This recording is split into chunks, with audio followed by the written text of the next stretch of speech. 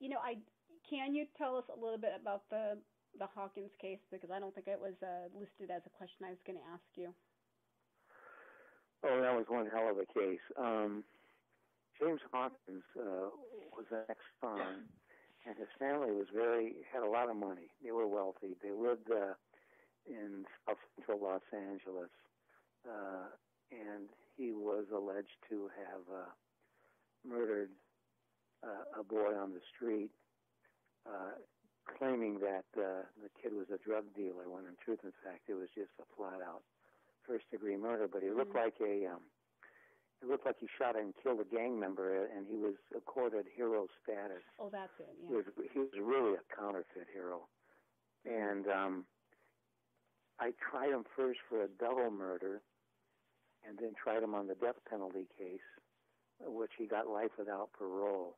My second chair on that case, I needed help because the case was so convoluted. My second chair was Marcia Clark, who was the prosecutor of O.J. Simpson. She was my second chair and assistant for 5 years, and we worked as a good team. She was very good in that case, very, very instrumental in helping get the conviction.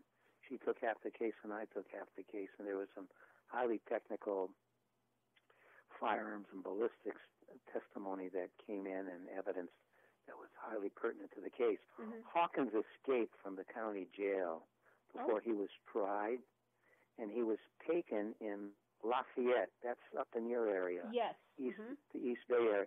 He was taken in Martinez, outside of Martinez, California, on the border with Lafayette, in a violent gunfight with the California Highway Patrol and the Sheriff's Department up there. And they captured him, and the beautiful thing was he had the murder weapon, which we had never found before we were going to go to trial on him before he escaped. He had hidden it, so that helped convict him. Yes.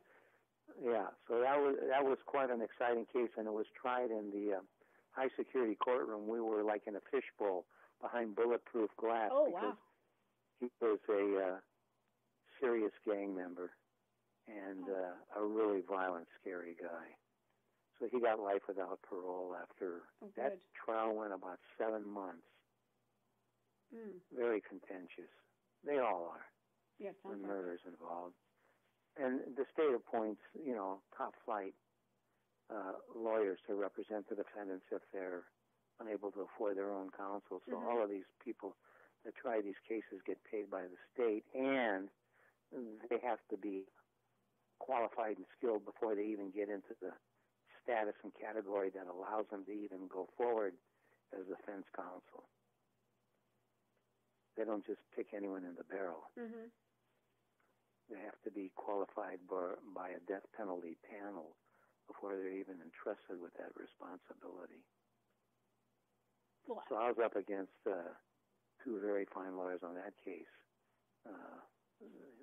They're both dead now, I believe. I know one is Barry Levin. He was a war hero in Vietnam and an ex-LAPD officer. And he was a handful.